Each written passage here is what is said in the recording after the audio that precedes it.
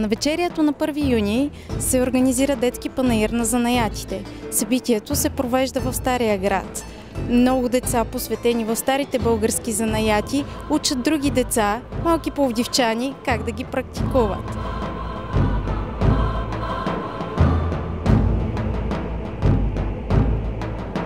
Събитието е част от проект Наследство, което се осъществява с помощта на Община Пловдив, Регионална занаятчийска камара и Общински институт Старинен Пловдив.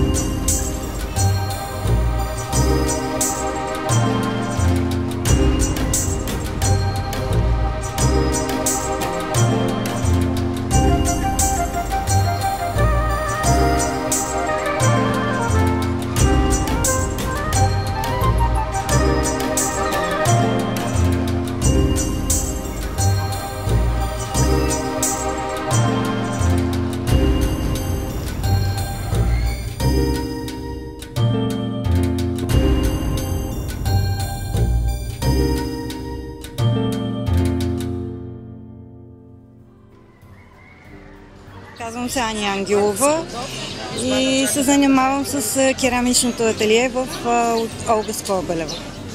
А как решихте да станете майстор в този занаят? Той сам ме призова.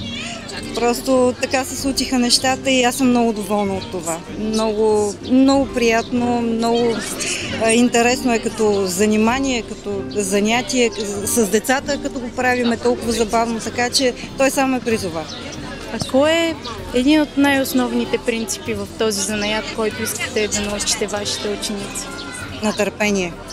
Търпение. Това е нещо, което е в основата на всичко. С търпение всичко се постига.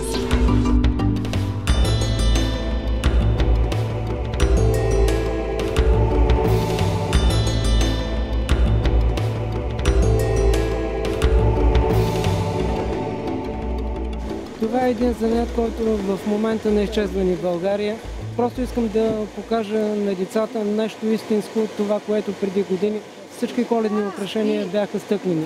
И тогава имаше някаква радост и тръпка при украсяването на коледните елки. Искам да запазя тази традиция и тази красота.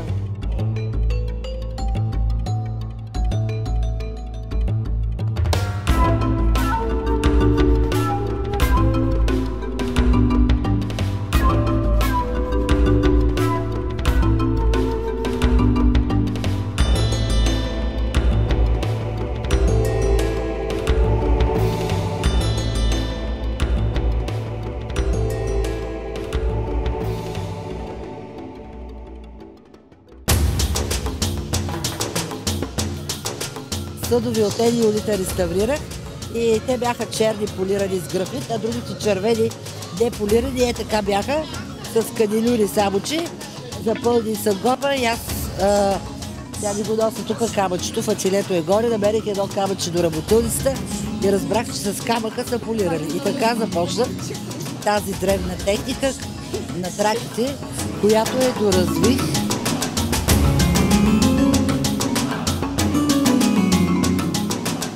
Всички тези работи те ги направиха и съм много щастлива. Това ме направи много щастлива. Така направих да са свободомислещи, не да им кажа сега ти направи това. Викам, ще направиш каквото искаш, нали?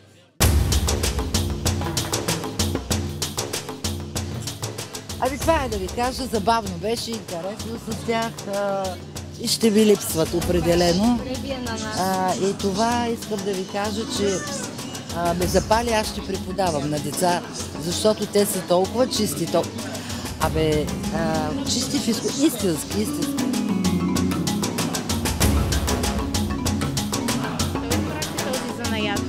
Защото е най-интересно. Защо? Защото моделираш или Да. изразяваш? Е свободно, в смисъл сами си избираме какво да направим. Аха, чудесно. А как намирате време между уроците, училище? Намира се време. За такива неща винаги се намират време. Красотата, предполагам.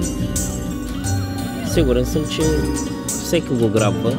Така че учениците, които изпитват тая любов, се захващат сериозно. Виждате какви красиви неща създават.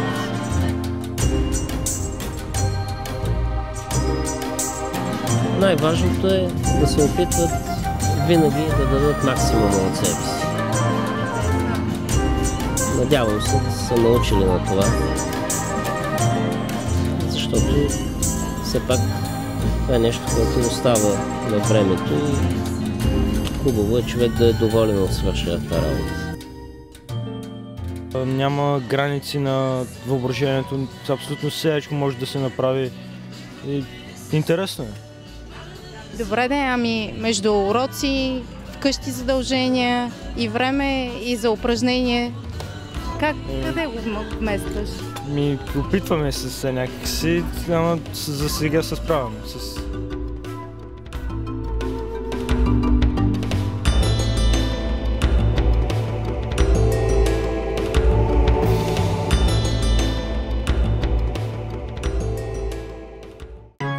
Здравейте, казвам се Димитър Йотов, представител съм на Българската гилдия на хлебопекарите и в частност на Камерата на занаятите в Пловдив. Занимавам се с хлебопроизводство от 11 години, собственик съм на малка хлебопекарна в Пловдив. Защо този занаят? От любов. Честно казано, преди години бях в Щатите на студентска бригада и така пътя ми ме отведе да работя в една хлебопекарна при едни еврейски майстори. И още от първи ден, в който влезнах да се занимавам с това, знаех, че ще се занимавам до края на живота си. Знаете ли, дори нашата професия е свързана с ранно ставане, ходене по средощите на работа, аз винаги отивам усмихнат. Обожавам работата си. Скоро чух една мисъл на един китайски мислител, няма да казвам името, защото не съм сигурен, че го произнеса правилно, но тя гласеше нещо от сорта, че ако човек обича работата си, няма да има нито един работен ден в своя живот.